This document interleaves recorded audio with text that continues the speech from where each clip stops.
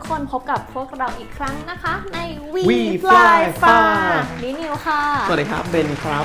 วันนี้นะคะเบนเราก็จะมาตอบข้อสงสัยนะคะของผู้โดยสารหลายๆท่านนะคะเกี่ยวกับพี่นักบินค่ะว่าปกติเนี่ยเวลานักบินเขามาบินเนี่ยเขาต้องทำอะไรบ้างนะใน1วันทำหลายอย่างมากครับนิวครับเราควรเริ่มจากไหนครับเริ่มตั้งแต่เดินทางถึงสนามบินเลยแล้วกันค่ะเบนได้ครับเดี๋ยวเบนเล่าให้ฟังเลยครับอันดับแรกครับเมื่อเราถึงออฟฟิศเสร็จเรียบร้อยเราก็ต้อง sign on ครับหรือลงชื่อในระบบว่าเรามาถึงเรียบร้อยครับอารมณ์แบบเหมือนมาเช็คชื่อในคลาสเรียนแบบนี้ปะคะใช่ครับมานั้นเลยครับที่สำคัญเราต้องมา sign on ก่อนเวลา report time ของเราครับเพื่อเตรียมเอกสารของเราครับโอเคค่ะหลังจากที่เรามา sign on เรียบร้อยแล้วนะคะเตรียมเอกสารต่างๆเรียบร้อยแล้วเนี่ยนักบินเขาทำอะไรกันต่อคะเบนหลังจากนั้นเราก็มาทำการ brief ครับการ brief ก็คือสรุปข้อมูลต่างๆของเราที่เราจะเจอวันนั้นที่เกี่ยวกับการบินครับแต่ก่อนที่เราจะไป brief ครับเราก็ต้องแนะนำตัวเองครับเพราะว่าในองค์กรเรามันมีนักบินเยอะจริงๆครับอาจจะไม่เคยบินด้วยกันมาก่อนครับเราก็ต้องแนะนำตัวเองครับหลังจากเราแนะนำตัวเองครับเราก็ต้อง brief เรื่องสภาพของเครื่องบินครับเพราะว่าแต่ละลำที่เราบินมันก็ไม่เหมือนกันและแต่ละวันเราไม่บินลำเดียวกันครับก็ลำนี้อาจจะใช้เครื่องยนต์แบบนี้หรือสภาพของเครื่องนี้อาจจะเก่าหรืออาจจะแก่หรืออะไรประมาณนั้นและหลังจากนั้นเราจะ brief เรื่อง no time ครับเรื่อง no time มันจะเกี่ยวกับปลายทางของสนามบินครับเช่น runway หรือทางวิ่งมันปิดหรืออาจจะเจอ VIP หรือระหว่างทางอาจจะมีฝึกลบก็ได้ครับหลังจากนั้นเราก็ต้อง brief เรื่องสภาพอากาศครับสภาพอากาศเช่นปลายทางอาจจะมีฝนตกหรือพายุอาจจะเจอน้ำแข็งหรือหิมะตกครับอาจจะเจอหมอกและทำให้ทัศนวิสัยมันลดลงครับก็อันนี้เราต้อง brief ด้วยครับและเรามา brief ข้อมูลเหล่านี้เพื่อที่จะคำนวณน้ำมันที่เราจะเติมบนเครื่องบินครับในส่วนของนักบินเนี่ยเราบีฟข้อมูลประมาณเท่านี้เลยใช่ไหมคะเบนใช่ครับหลังจากนั้นเราจะไปบีฟลูกเรือครับว่าสภาพของเครื่องบินเป็นยังไงบ้างและเราจะเติมน้ำมันขาไหนครับและนอกจากนั้นเราก็ต้องบอกว่าเครื่องนี้มันมีสภาพเป็นแตกต่างกับเครื่องอื่นเปล่าครับอะไรประมาณนั้นค่ะลูกเรือนะคะจำเป็นที่จะต้องทราบข้อมูลต่างๆค่ะเพื่อรักษามาตรฐานความปลอดภัยในการเดินทางของผู้โดยสารค่ะว้าว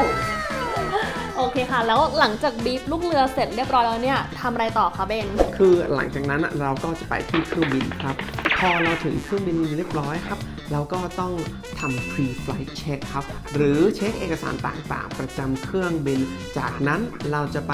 walk around เครื่องบินครับคือเดินตรวจบริเวณแวดล้อมเครื่องบินครับถ้า condition หรือสภาพของเครื่องบินทุกอย่างนักบินเขาพอใจว่ามันถึงมาตรฐานครับเขาจะให้ผู้โดยสารบอร์ดหรือขึ้นบนเครื่องบินครับระหว่างบอร์ดผู้โดยสารนะคะเบนเราก็จะใช้เวลาพอสมควรนะคะในการบอร์ดผู้โดยสารขึ้นเครื่องจนครบนะคะตอนนั้นเนี่ยนักบินที่อยู่ในคอกพิทเนี่ยเขาทำอะไรบ้างคะคือตอนนั้นนักบินเขาจะเซตคอมพิวเตอร์ของเครื่องบินครับและเขาจะบอกคอมว่าปลายทางของเราคืออะไรและเราจะบินความสูงเท่าไหร่ครับและอุณหภูมิที่ความสูงนั้นมันเท่าไหร่ครับแล้วค่อยบอกทิศทางลมและความแรงของลมด้วยครับและคำนวณโหลดชีตเพื่อที่จะคำนวณน้ำหนักของเครื่องบินน้ำมันและจำนวนผู้โดยสารเมื่อบอร์ดเสร็จเรียบร้อยครับค่ะแล้วหลังจากที่บอร์ดผู้โดยสารขึ้นเครื่องจนครบแล้วนะคะปิดประตูเครื่องบินเรียบร้อยแล้วคือในส่วนของเคบินเนี่ยพร้อมแล้วเนี่ยนักบินเนี่ยสามารถนำเครื่องขึ้นได้เลยไหมคะใช่ครับเราจะนำเครื่องขึ้นแบบปกติเลยครับอันนี้ก็มีอีกหนึ่งข้อสงสัยค่ะเบนที่หลายๆคนก็สงสัยนะคะว่าพอเครื่องขึ้นไปแล้วเนี่ยนักบินเนี่ยเขาจะต้องแบบจับพวงมาลัยตลอดเวลาเลยไหมคะเปล่าครับคือพอเครื่องบินเขาวางระดับเสร็จเรียบร้อยเราจะตรวจระบบของเครื่องบินเช่นระบบน้ำมันเป็นยังไงบ้างระบบที่คุมความดันในแคบินเป็นยังไงบ้างครับพอเราตรวจระบบเสร็จเรียบร้อยครับเราก็มีโอกาสทานข้าวครับมีเวลาว่างทานข้าวนะคะใช่ครับตรงกันข้ามกับลูกเรือเลยค่ะหลังจากที่เครื่องขึ้นไปปุ๊บนะคะลูกเรือเนี่ยทำงานหัวหมุนเซอร์วิสผู้โดยสารกันหนักมากเลยค่ะ หลังจากนั้นพอเราใกล้ถึงปลายทางของเราครับเราก็จะเซตคอม เกี่ยวกับปลายทางของเราเช่นอุณหภูมิที่พื้นมันจะเป็นยังไงบ้างและทิศทางลมและความแรงของลมมันเป็นยังไงบ้างครับและเราจะทำการแลนดิ้งแบบปกติเลยครับ หลังจากที่เครื่องลงแล้วนะคะ เข้าจอดเรียบร้อยนำผู้โดยสารลงจากเครื่องหมดแล้วนะคะ นักบินทำอะไรต่อไหมคะเบน คือหลังจากนั้นเราก็จะดีบรีฟกันครับ คือเราจะมาสรุปการทำงานวันนี้ครับว่าวันนี้มันมีอะไรข้อดีหรืออะไรที่คำแนะนำหรือสามารถแก้ไขได้ครับและหลังจากนั้นเราจะเอาเอกสารทั้งหมดที่เรากรอกบนเครื่องบินเราจะไปให้ที่ออฟฟิศและสามารถกลับบ้านได้เลยครับ คือในกรณีนี้หมายถึงว่ากรณีที่กลับมาที่เดิม ใช่ค แล้ รั ว บ กลับมายัง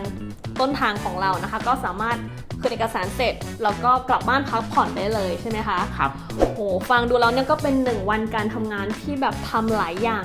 มากๆเลยนะคะ แต่ถ้าเราชอบการบินเนี่ยก็คงจะสนุกแล้วก็มีความสุขมากๆเลยใช่ไหมคะ ใช่ครับคือทุกวันนี้ที่เป็นไปทำงานเบนก็มีความสุขมากๆยิ้มตลอดเวลาเลยครับพี่นิว